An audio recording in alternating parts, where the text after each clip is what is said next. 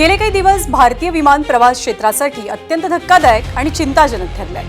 विमान प्रवास हा अतिशय सुरक्षित प्रवास मानला जातो। मात्र गेल्या काही दिवसातील घटनांनी सुरक्षित विमान प्रवासावरती भलं मोठं प्रश्नचिन्ह निर्माण केलंय। 4 ऑगस्टच्या एअर इंडिया विमानातील टर्ब्युलन्सच्या घटनेनं विमान प्रवाशांच्या सुरक्षेवरती गंभीर सवाल उपस्थित केले। 300 फूट खाली आलेल्या विमानात 20 प्रवासी 4 क्रू मेंबर्स जखमी झाले। आता पायलटच्या कथित डोपिंग टेस्ट पासून ते विमानाच्या सुरक्षेपर्यंत अनेक प्रश्न तपासाच्या केंद्रस्थानी आहेत। नेमकं काय घडलं पाहूया। एअर इंडियाच्या धक्कादायक घटनेचा सविस्तर आढावा घेऊया। एकदम परफेक्ट टेक ऑफ होतं। तुम्ही 35,000 फूट उंचीवर पोहोचता, सीट बेल्टही काढता। एखादी एअर होस्टेस तुम्हाला चहा कॉफीही विचारत असते, तेव्हा अचानक आकाशात असं काहीतरी घडतं की तुमचं विमान टर्ब्युलन्समुळे तब्बल 300 फूट खाली येतं आणि संपूर्ण केबिनमध्ये एकच गोंधळ उडतो। हा काही चित्रपटातला सीन नाही, तर ही घटना आहे 4 ऑगस्टला फुकेतून दिल्लीला येणाऱ्या एअर इंडियाच्या AI2379 या विमानाची, ज्यात त्यावेळी 137 प्रवासी होते। प्रवाशांमध्ये लहान मुलांचाही समावेश होता, याशिवाय 8 क्रू मेंबर्सही होते। आणि हेच विमान अचानक 300 फूट खाली येतं, तेव्हा ज्या प्रवाशांनी सीट बेल्ट सैल केले होते ते अक्षरशः हवेत उडाले। केबिनमधील सामानही हवेत उडू लागलं। यात 20 प्रवासी जखमी झाले, तर 4 केबिन क्रू मेंबर्सनाही दुखापत झाली।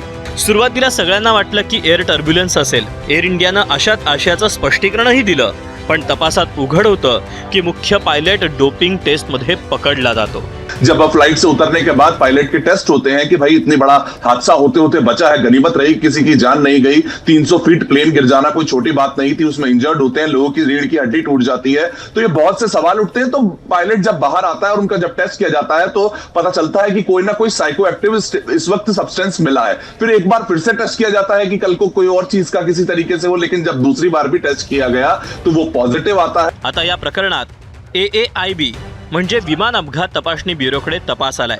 ही तीच संस्था आहे जी अजित पवारांच्या विमान दुर्घटनेचा तपास करते। गुजरातमधल्या विमान दुर्घटनेचाही तपास याच संस्थेकडे। पण 4 ऑगस्टला जे घडलं ते फक्त एका विमानाला बसलेल्या एका हवाई झटक्यापुरतं मर्यादित राहत नाही, तर थेट विमानाच्या सुरक्षेचा प्रश्न बनतो।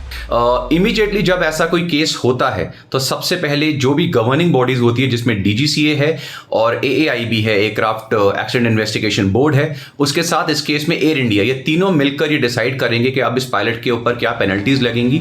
तपास यंत्रणा आता black box, cockpit voice recorder आणि फ्लाइट डेटा रेकॉर्डरच्या मदतीनं त्या प्रत्येक सेकंदाचा तपास करते।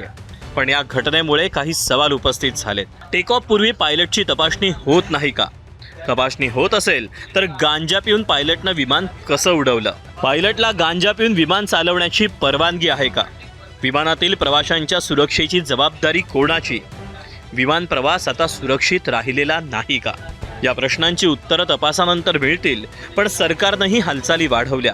एअर इंडिया असो की स्पाइस जेटमधला उडालेला गोंधळ असो, की काल चेन्नई विमानतळावर रात्री उशिरा झालेलं इमर्जन्सी लँडिंग असो, या घटनांनी विमान वाहतूक व्यवस्थेवर गंभीर प्रश्नचिन्ह उपस्थित केले आहेत। इतकंच नाही तर त्यामुळे विमानसेवेवरचा विश्वास कमी होतोय आणि तोच विश्वास परत आणण्यासाठी सरकार आणखी काय पावलं उचलतं हे पाहावं लागेल। ब्युरो रिपोर्ट, ABP माझा।